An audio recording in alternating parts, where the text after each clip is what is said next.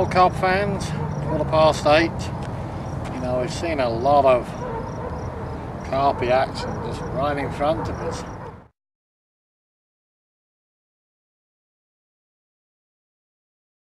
You know, there's been large numbers of carp, big and small, probably from low singles to good mid doubles or better. But the thing is, you know, the fish really close in here are interested in one thing and one thing only, and that's spawning. So what we've done, we got these lines back in, and we cast them back out into the centre of the lake, you know, away from the fish that spawn, entrance. So got them back out. We're about 45-50 yards out, pretty much dead straight now, away from all this spawning action. We're going to carry on fishing and see what's in the fish making out. Hey, CarpQuest, what can I say?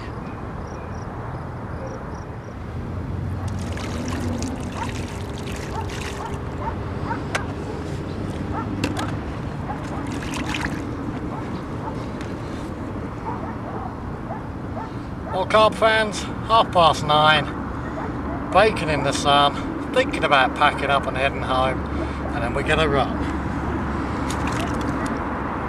This is what we got. 17 pounds, 14 ounces from Pikeview.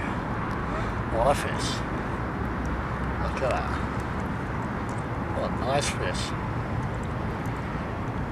Beautiful in the summer sun. You know, we're going to put this one back. It's a hot day.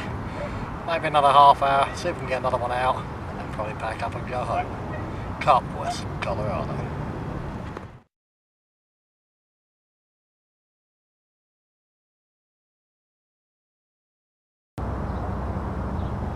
Well, it's 11:15. And I think morning at Pikeview is just about done. It is now pretty darn warm. Haven't had any more fish on. You know, we're still seeing lots of fish swimming just in front of us, anywhere between 4 and 20, 4 and 30 feet out, and they're definitely travelling in groups and spawning in the shallow weeds that are down there. So